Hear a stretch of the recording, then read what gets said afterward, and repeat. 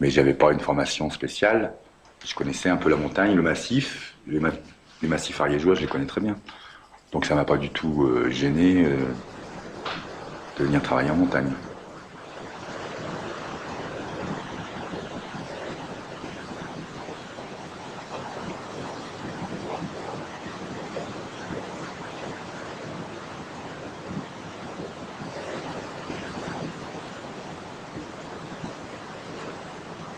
Ici, on est vraiment en refuge de haute montagne, 2240, 1300 mètres de dénivelé, c'est pas mal. Hein, je veux dire, la plupart des refuges qu'on construit maintenant, c'est des refuges de moyenne montagne, c'est des refuges qui sont en dessous de 2000. Hein. Faire des courses ici, ça veut dire faire 1400 mètres de dénivelé, souvent chargé ou avec des bêtes, avec des mules. Et il faut être relativement en condition parce que il y a des aventures possibles. La montée est longue, la descente est pénible. Et si on n'a pas du tout la condition physique, on est vite embarqué dans des histoires qui sont moyennes. Une fois que tu as passé la cascade, en général, ça se passe très bien. Mais avant, elles ont une sorte d'appréhension, puis en plus, elles n'ont pas toujours envie de travailler. Donc la première partie, le premier tiers, il faut que tu fasses extrêmement attention pour ne pas les stresser, mais bien leur montrer qu'on va monter. Et en général, une fois qu'elles ont passé la cascade, elles sont tranquillisées comme toi. Donc après, c'est juste une question d'effort dans la durée.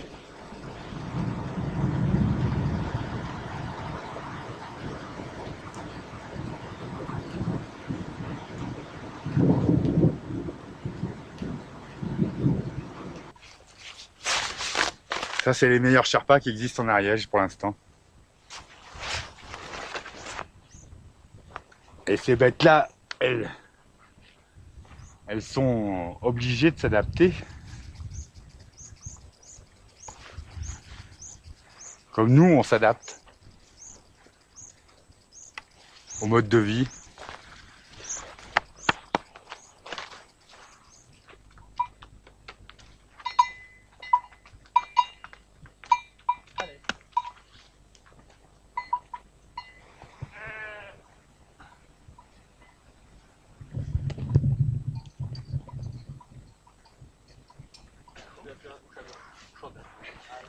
J'aime bien accueillir les gens parce que les gens sont tout à fait différents.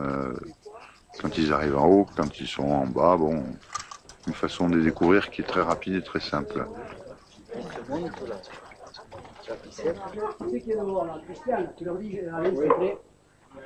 Merci.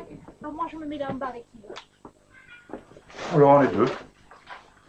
Parce que bien souvent, même dans presque tous les contrats, que ce soit au club alpin français ou tous les autres propriétaires, ils demandent très souvent, ils exigent qu'il y ait deux personnes. Donc nous sommes deux. Et on s'est mis en société de fête. Hein.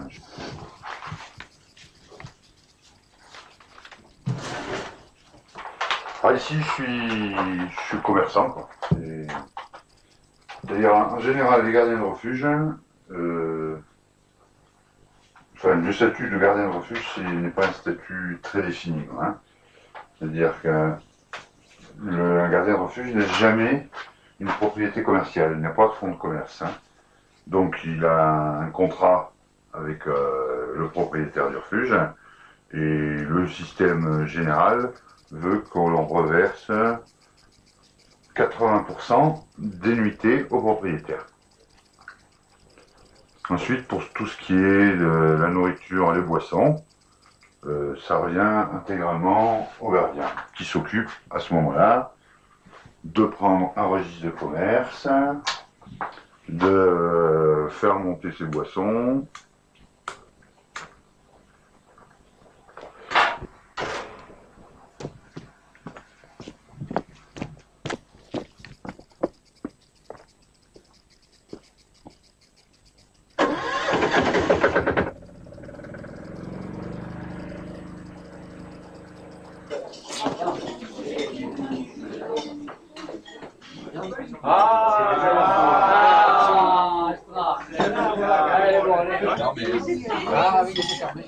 juste 3 journées avant ça. Ah oui, on monte assez haut. Attention, je vais la cave.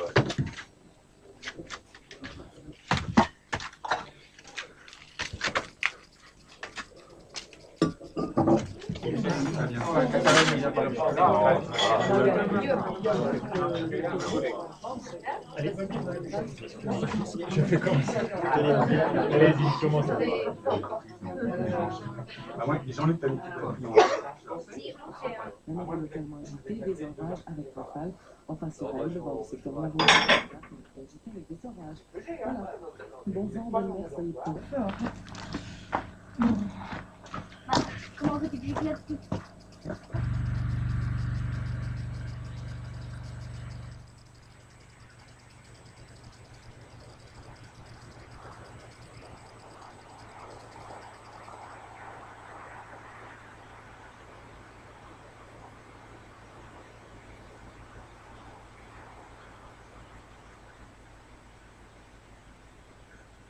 Le Vallier, c'est quand même un des plus beaux belvédères des Pyrénées, parce qu'il a avancé par rapport à la chaîne, donc on voit énormément de choses. Et puis bon, à partir d'ici, il y a quand même 3-4 jours à faire avec des belles balades. Hein. On peut partir au Petit Vallier, suivre les crêtes, passer derrière la passe de la Claouer, aller en Espagne, redescendre le couloir de Claouer, les temps longs, les temps ronds, et remonter ici.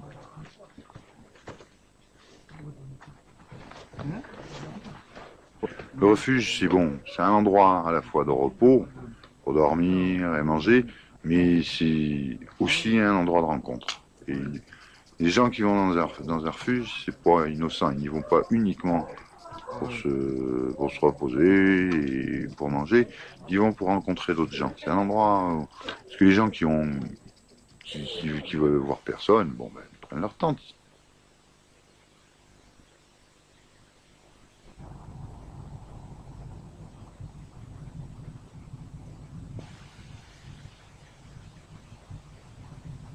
Ils sont sur le chemin qui va au truc des marmottes, là. Sous le petit névé du haut, là. Tu sais, t'as l'avancée comme ça, t'as le tirier. Hop.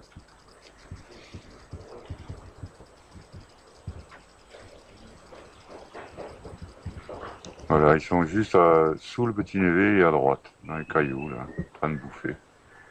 1, 2, 3, 4, 5, 6...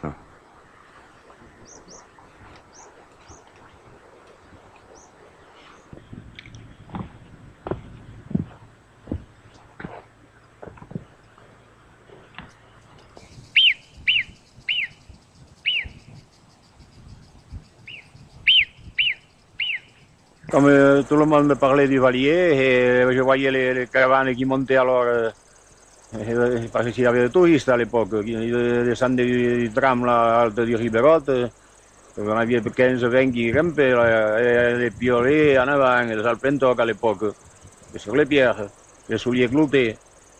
Mais je me regardais ce sentier quand même en face, moi, quand j'allais voir les bêtes. Ils se connaissaient, puis les temps ronds, tout ça. Puis un beau jour, là, j'étais assez tôt, les bêtes se trouvaient quand même à faire les temps ronds, le beau temps, j'ai dit, il faut essayer de tirer le temps. Et en effet, j'ai suivi le sentier, là, qui monte dans les temps ronds, jusqu'au refuge. Et puis, j'ai pas trouvé de problème, le sentier se connaissait sur la caillasse, à force de gens qui y passaient. Et je suis monté, ma foi, j'ai trouvé après tout que c'était pas si long que ça. Mais oui, mais évidemment, qu'est-ce que j'avais 15 ans à l'époque.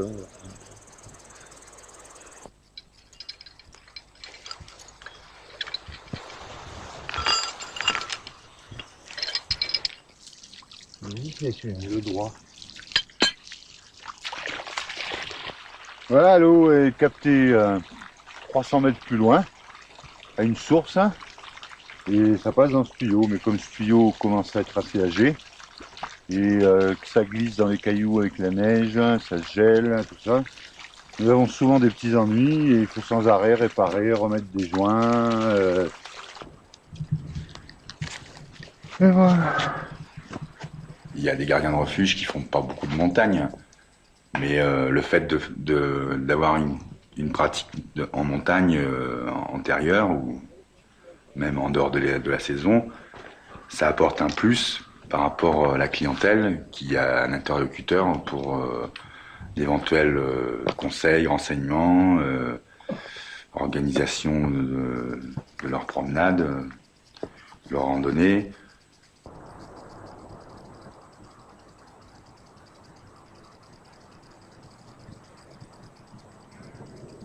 Ah non, mais moi, un sommet, il faut que je reste. Ah ouais? Ah ouais, ah ouais. Bon, Ah ouais. tu te coucheras en refuge ce soir, si tu fais le compris.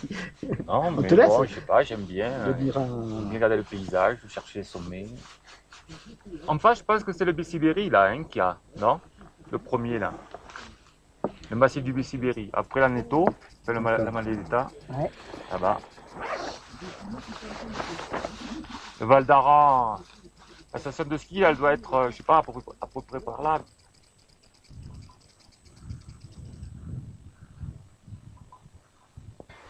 Alors l'arrêt des Antiques est une voie d'altitude, hein. Pas difficile, mais enfin la difficulté réside dans la qualité du rocher qui n'est pas excellente, hein. C'est une voie AD, assez difficile à des sup. Hein, des sup dans le dernier. Dans la dernière partie. Donc il faut faire attention dans la progression où on met les... Parce que le rocher est très délité, quoi. Il faut faire très attention dans les prises, quoi. Voilà. Bon, on continue. Oui, on finit d'arriver au sommet.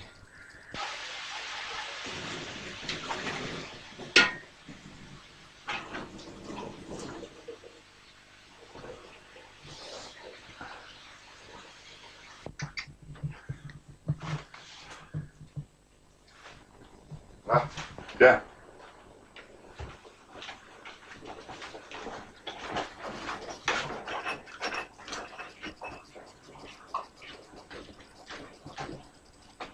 Facile à das comme ça, les animaux dans la cuisine avec les mouches.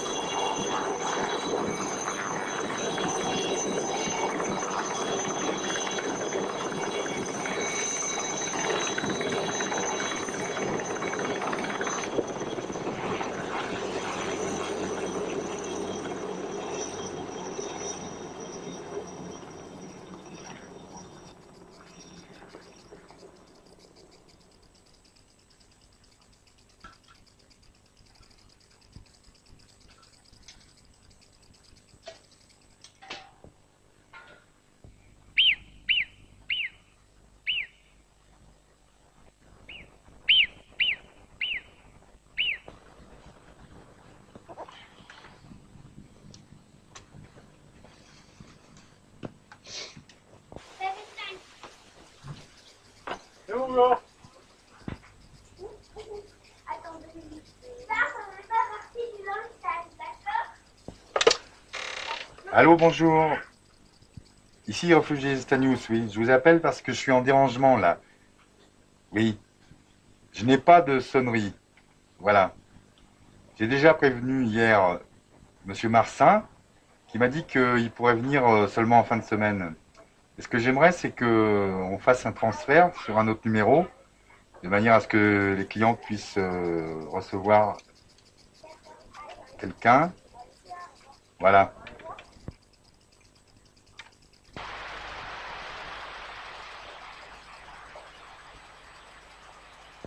Alors ici, nous sommes dans le secteur de Bar-Longuère, le massif de Bar-Longuère, un des massifs les plus hauts de la réserve du Mont-Vallier, à 2250 mètres d'altitude, avec à 100 mètres de nous, la cabane pastorale de Bar-Longuère, actuellement occupée par le berger qui s'occupe d'un troupeau de 2000 têtes de moutons.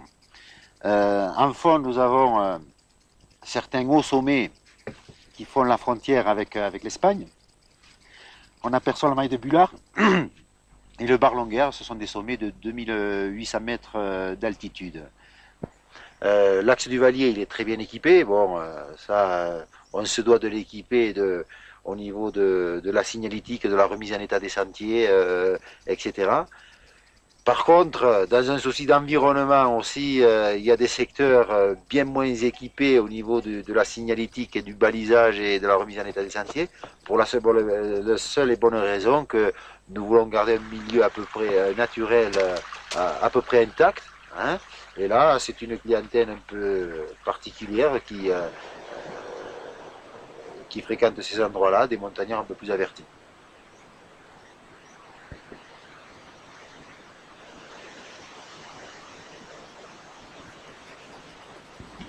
L'assistance aux gens qui sont en difficulté, bon bah ça arrive. Hein.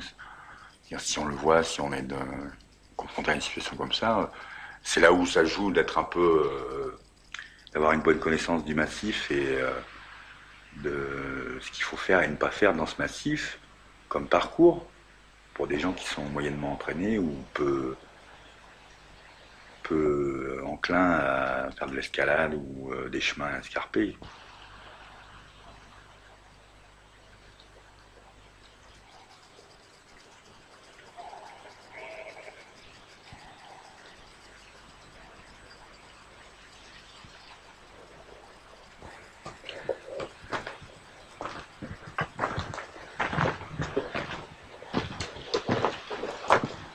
Bonjour. Bonjour, monsieur.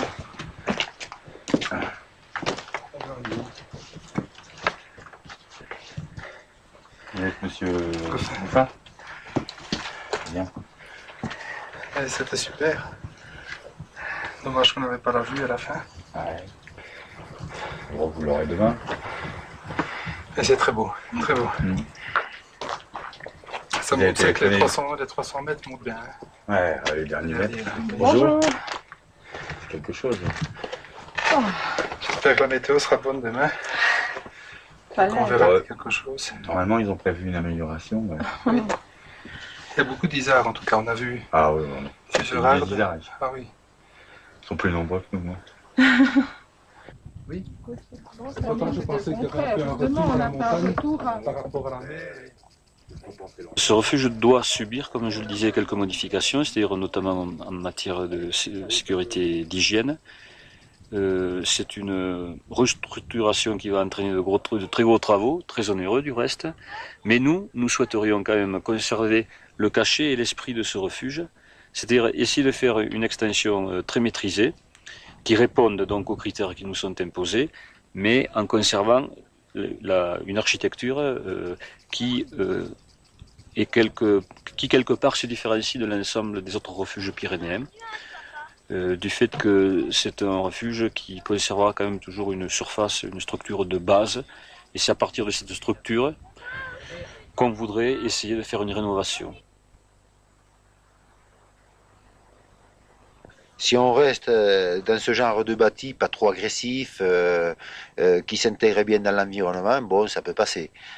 Si on met du bac acier qu'on voit à des kilomètres, bon, ça provoque des nuisances quant à l'environnement, quant à la faune, alors que pour le moment, on n'a pas constaté de dérangement par rapport aux isards ou aux marmottes qui sont pas très loin et que du refuge on peut observer facilement quoi, le soir après le repas. Quoi.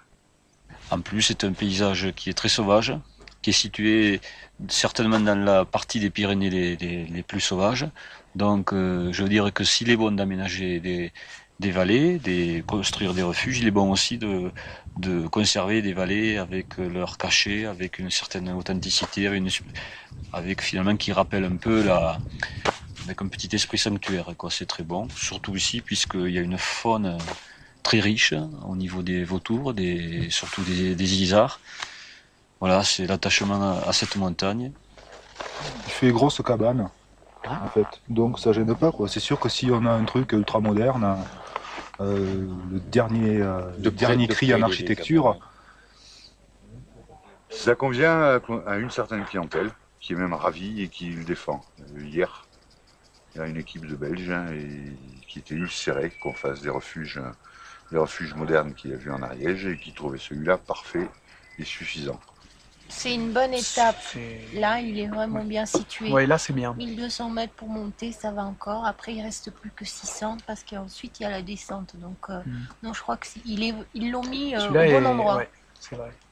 Si les vieux et les anciens l'ont fait là, c'est qu'il est bien placé. Oui, non, ce qui est très agréable ici aussi, c'est par rapport à la mer de nuages, quoi. Très souvent, la mer de nuages ici, elle est dans la journée, elle est entre 1800 et 2000. Et le soir, après le coucher du soleil, souvent, elle tombe à 1600, quoi. Bon, il y a un moment difficile, puisque ça remonte toujours au moment du coucher du soleil. C'est un peu emmerdant, mais on est très, très, très souvent juste 200 mètres au-dessus de la mer de nuages.